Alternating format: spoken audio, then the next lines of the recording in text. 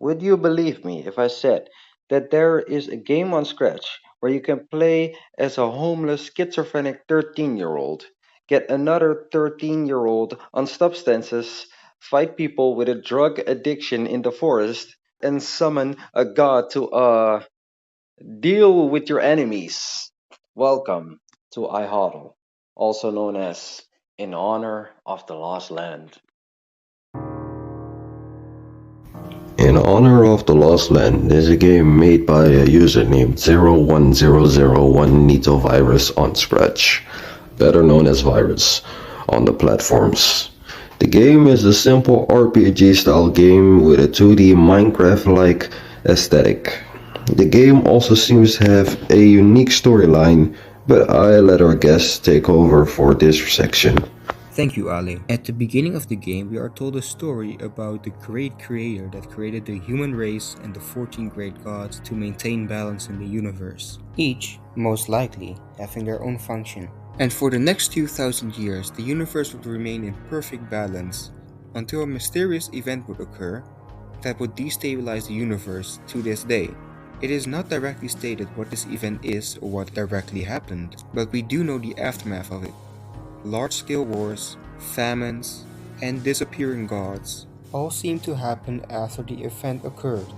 And then the game tells you about the backstory of our main character. His story begins 65 years after the event, with him in a forest after he lost a humiliating war and had to flee his short-lived nation. He digs an underground base to hide from his enemies, and later creates his own nation called Lesitia there, where he lived isolated from the surface and barely had any visitors. After you're finished with the story, you're introduced to the main character Sari. While he's meditating, the narrator then wakes him up, reminding him he forgot something important. He then comes up with the idea to walk through the Lesitia to make himself remember. That's where you can walk around the room using the arrow keys and interact with items by pressing E whenever you stand in front of them.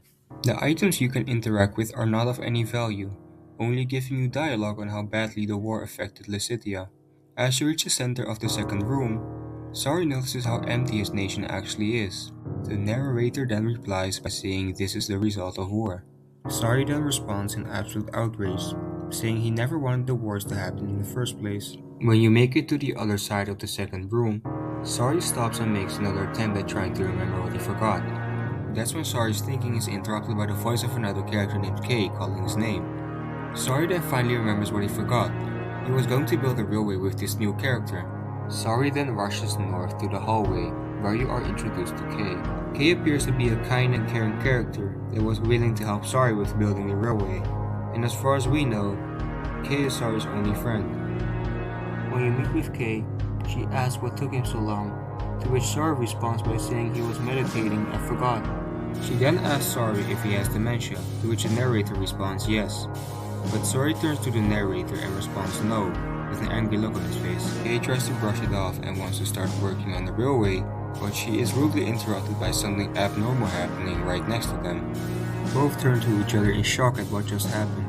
Sari then says, "Not this again," meaning this abnormal activity has happened before.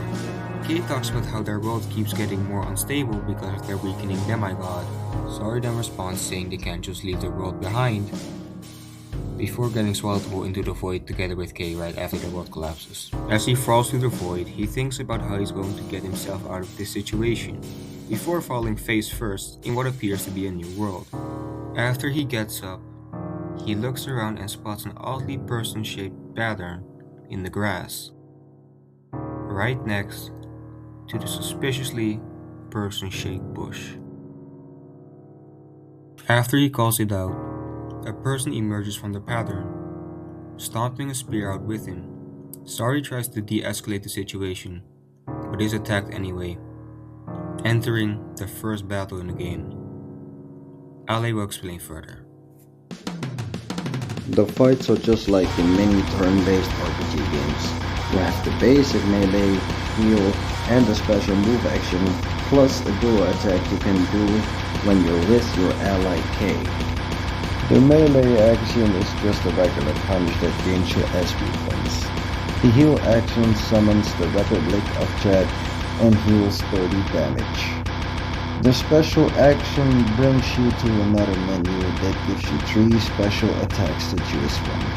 Run 'em Up, Rage Dash, and Free Call, which all cost between 10, 20, and 30 SP respectively. Run 'em Up makes him dash through the enemy at high speed. Rage Dash does not do anything unless you're with K and Free Call. Well, I'll just roll the clip.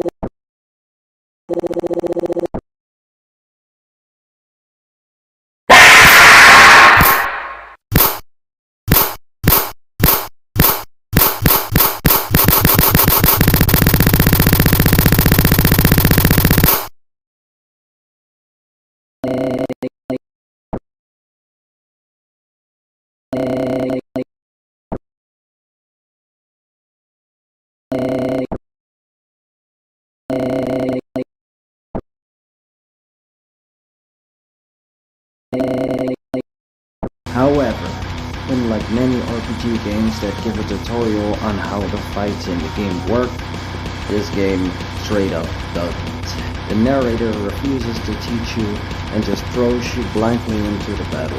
The only form of guidance you get is Sorry, motivating himself to do a melee attack, basically giving you a hint what to do. It isn't really that difficult to find out how things work, since you only need E to select your moves and N to block or dodge your attacks from the enemy. After you defeat the enemy, the narrator tells Sorry to look for Kay. He then throws himself off a cliff to look for her. The scene then cuts to Kay confronting an unknown character, with a bunch of corpses behind her. She's then distracted by Sorry falling down from the cliff and runs to Sorry, letting the mysterious character get away. Sorry then gets up and says he was looking for her, to which the narrator responds he didn't, and just threw himself off a cliff. Sorry then lashes out at the narrator once again. Kay asks who he's talking to. Sorry responds with nobody, just a dumb and stupid voice in my head. This might be a sign Sorry is schizophrenic. Kay then runs off saying they should explore the place to find out what happened to their world. Sorry stays behind, distracted by the feeling of deja vu. The world somehow feels familiar to him. You then are loaded into a small map where you can once again use the arrow keys to move around the map, and E to open chests and collect new items. When you collect a new item, you can press I to open your inventory. You can inspect the items by clicking on them with your mouse. The items you can collect only provide a bit of information about the new world. To put away the item you're inspecting, click on the item again, and to close your inventory, press I again. The map also has 3 enemies in the field. They are the same enemy you fought on top of the cliff. You need to kill all 3 of them to continue further in the game. After you defeated them all, you enter another cutscene. Sorry realizes Kay has been gone this entire time, before the narrator tells him she's right in front of him. The camera then moves to Kay looking at another suspiciously human-shaped bush. Sorry then runs up to her and asks what they should do next, before getting ambushed by that same mysterious character, starting the first and only boss fight in the game. Ale, take the stage. King John 2 is the only boss fight in the game, and the only battle where you can fight along Kay. He calls Sorry out for the previous enemy he killed and claims to have called reinforcements, only needing to keep you busy until they arrive. Side note, these reinforcements don't ever arrive no matter how long you take. In this battle you can fight as Kay. She has the same actions as Sorry, but different special moves.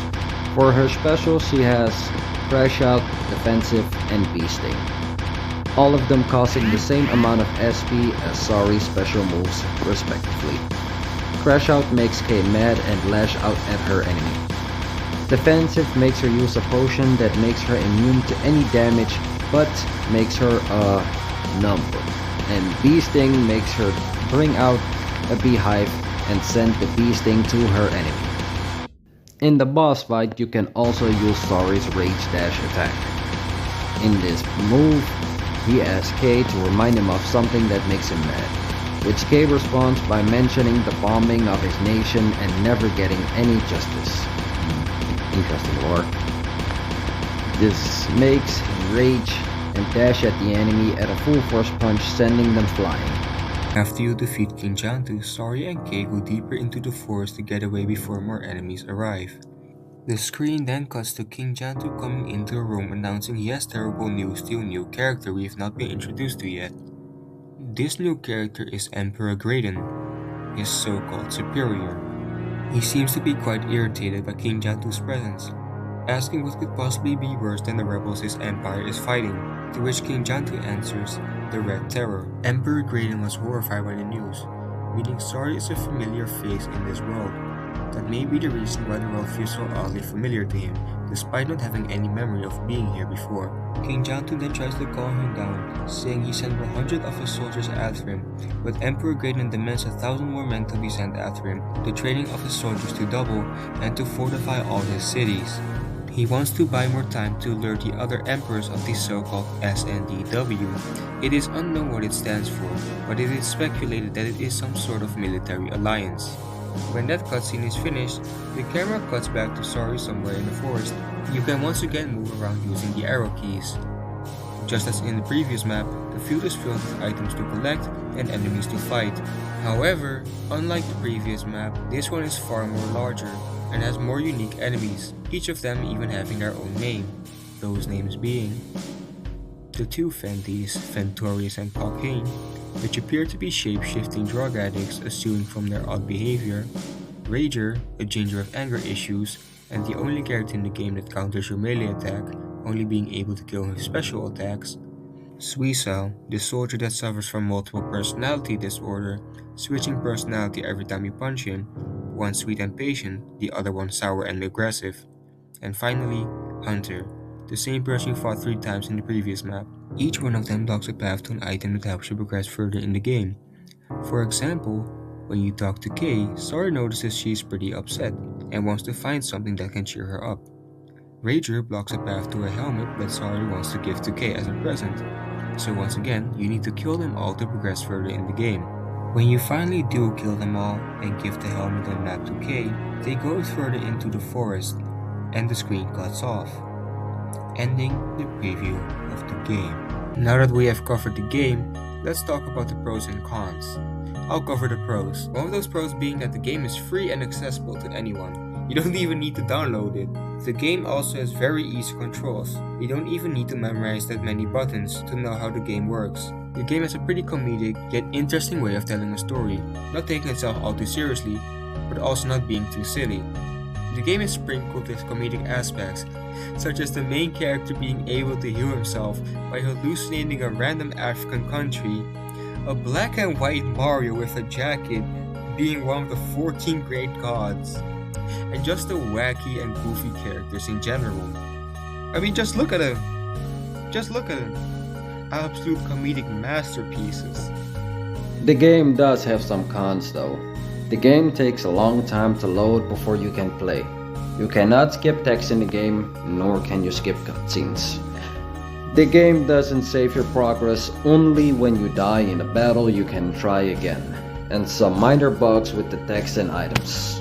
And that was our Game Kings project. We hope we get a good grade, even though we're late. That's my fault, I had some Wi-Fi problems at home. My Wi-Fi was down for a couple of days. This took a very long time to make. Lots of recording we had to do. We didn't even cover the hidden game files and the unused content. But we just hope we get a good grade, even though we're late. Bye!